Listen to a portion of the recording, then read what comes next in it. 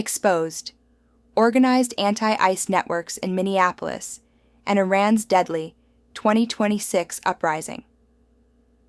Hey everyone, today we're breaking down two intense stories happening right now in January 2026.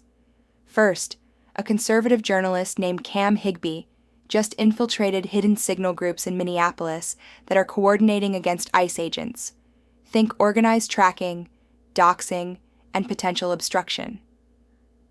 Then, over in Iran, massive protests over a collapsing economy have turned deadly, with thousands reportedly killed in the regime's crackdown. These aren't isolated. They show how organized resistance can pop up anywhere. Let's dive in. Independent journalist Cam Higbee dropped a bombshell thread on January 24th. He says he got inside multiple encrypted signal chats around Minneapolis, groups capped at 1,000 members per zone, like South Side, North Side. These aren't casual protest chats. They're structured like a mini command center. Roles are assigned: dispatchers running 24/7 shifts, plate checkers logging ICE vehicle tags into shared databases, mobile patrols chasing cars, observers spotting feds. They use military-style salute reports: size, activity, location, unit, time, equipment, to track agents. Chats reset daily. Messages delete automatically for OPSEC. Higbee shared screen recordings of live dispatch audio, people tailing vehicles, and even one they mistook for ICE that was him. This ties into the chaos after the Alex Pretty shooting, an ICU nurse killed by Border Patrol. Reports say assaults on ICE agents are up massively, and some claim Pretty was active in similar groups. Higbee points to coordination from far-left networks, with funding flowing in. The kicker? Links to Minnesota Dems. Amanda Noel Kohler, a former Tim Walz campaign strategist, allegedly admins one group under codename HA. Claims swirl about others like Peggy Flanagan, but no direct screenshots of them in the chats. DOJ subpoenaed Walz and Mayor Jacob Frey over possible impeding of federal ops. FBI's probing this as organized resistance. This feels like low-level insurgency tactics.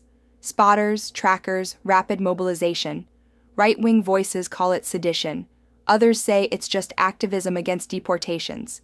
Either way, it's got DHS and FBI attention. Switching to Iran. This is potentially the biggest uprising in years. It kicked off early January with economic meltdown.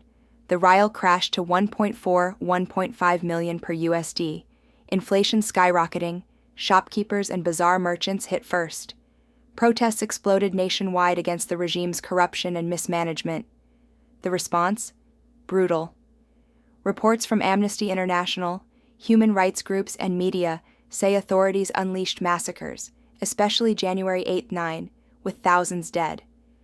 One agency verified over 5,000 killings, mass arbitrary arrests, enforced disappearances, torture, forced confessions, broadcast on state TV. Internet blackouts to cut coordination, heavily militarized clampdowns in cities.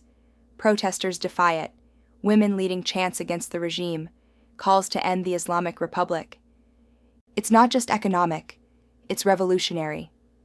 Videos show crowds burning symbols, facing down guards. The regime's faltering. Some reports say Ayatollah and IRGC are stretched thin after war threats and internal dissent. Internationally, U.S. sending warships, tensions high with Trump-era rhetoric. UN calling for investigations, Europe outraged over executions. Protesters demand freedom, regime labels them rioters. This could be a tipping point. Defiance met with massacre, but people aren't backing down. What ties these together? Organized resistance. In Minneapolis, it's domestic groups using tech to push back against federal law enforcement. In Iran, millions risking everything against a theocracy.